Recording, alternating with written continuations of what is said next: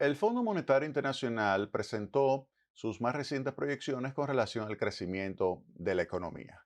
De acuerdo a ese poderosísimo organismo internacional, pues la economía se desacelera en el año 2023, pero no tan fuerte como se había pensado. Es decir, que quizás no haya una recesión global. O sea, que eso es algo positivo. De hecho, el pronóstico que están haciendo es 0,2 puntos porcentuales mejor que el que habían hecho en octubre. Específicamente, vamos a ver los números. Mire, para el año 2023, el Fondo Monetario Internacional proyecta que el crecimiento del producto va a ser 2,9%.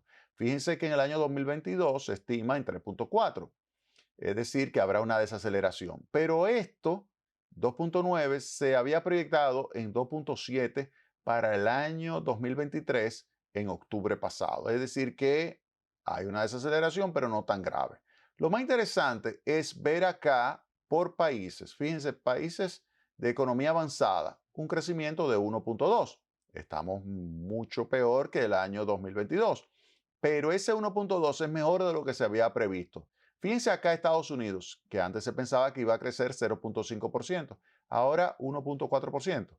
De hecho, la reserva pensaba que era 0,5, el fondo que era un 1 y ahora el fondo revisa y dice que va a ser 1,4%. La zona euro, que se pensaba que era una recesión brutal, fíjense que va a reducirse significativamente de 3,5 a 0,7. Pero ese 0,7, cuando uno ve los países grandes, como es el caso de Alemania, Francia, Italia, España, fíjense que no habrá recesión. No habrá recesión en Europa y eso, o la zona euro. Y eso es algo verdaderamente extraordinario. España, crecimiento de 1,1.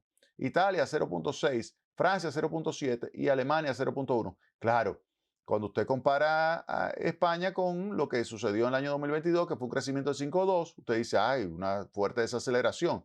Pero no habrá recesión. Alemania, que se había pensado que iba a tener una recesión al igual que Italia, fíjense, de 1,9 a 0,1, pero no es negativo.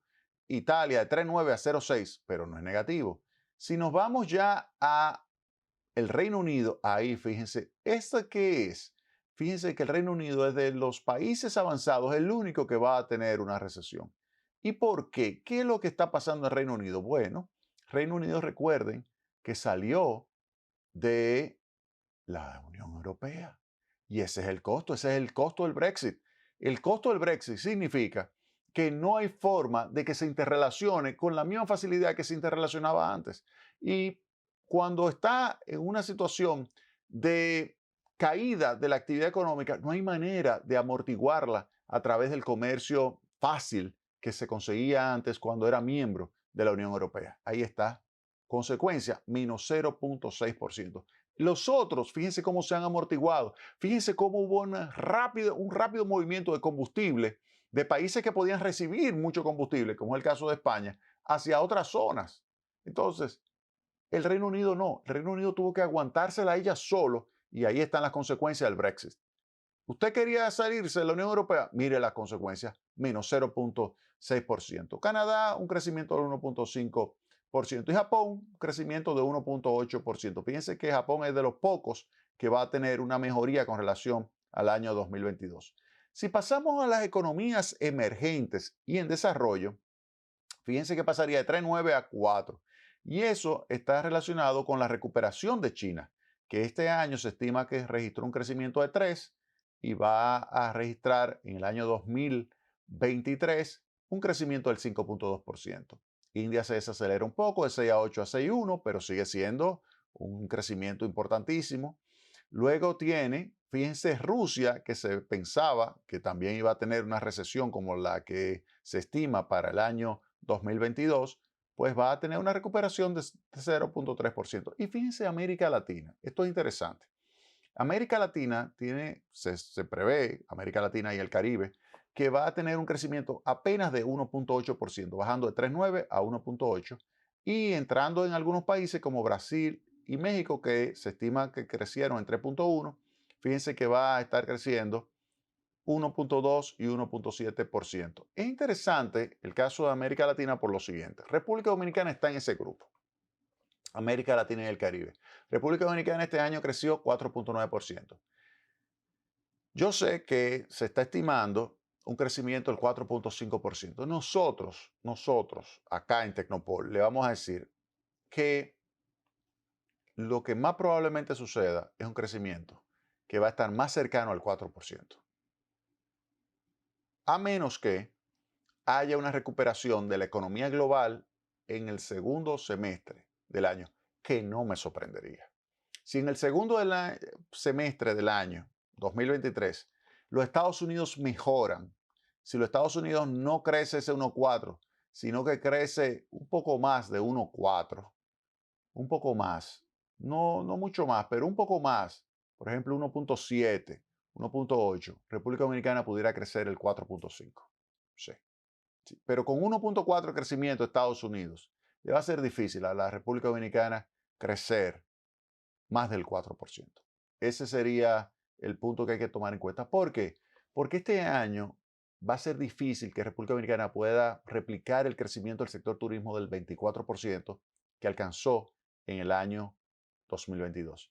Y construcción está deprimida.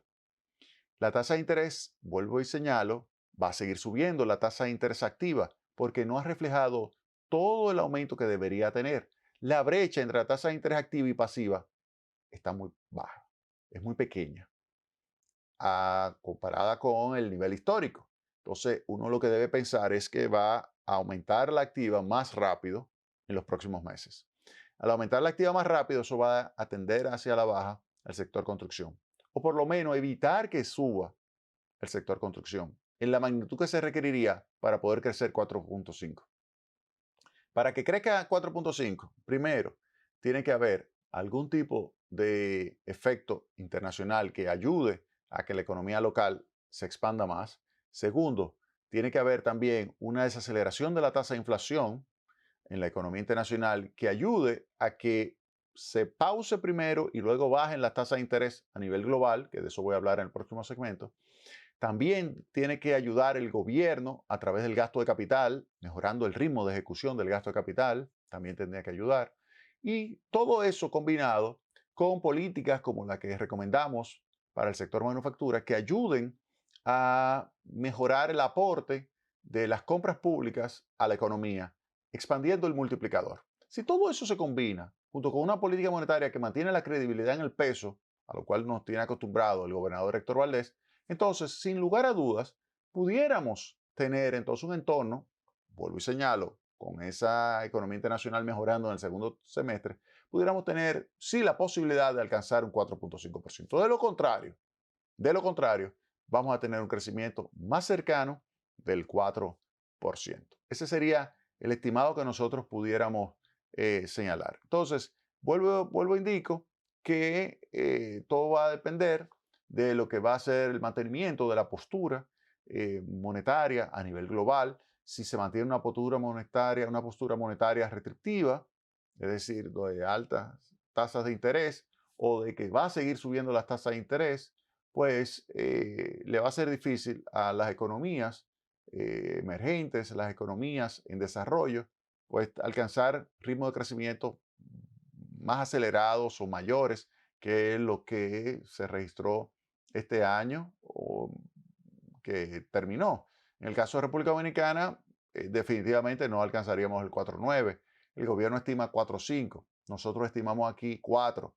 Pero ojalá que en el segundo semestre del año, pues tienda a mejorar el ritmo de crecimiento a nivel global y esto se lograría si cambia un poco la postura monetaria. La pregunta es, ¿y hacia dónde van las tasas de interés a nivel internacional? Marque la página y vamos a hacer lo siguiente. Vamos a tocar ese tema en el próximo segmento de Tecnopod.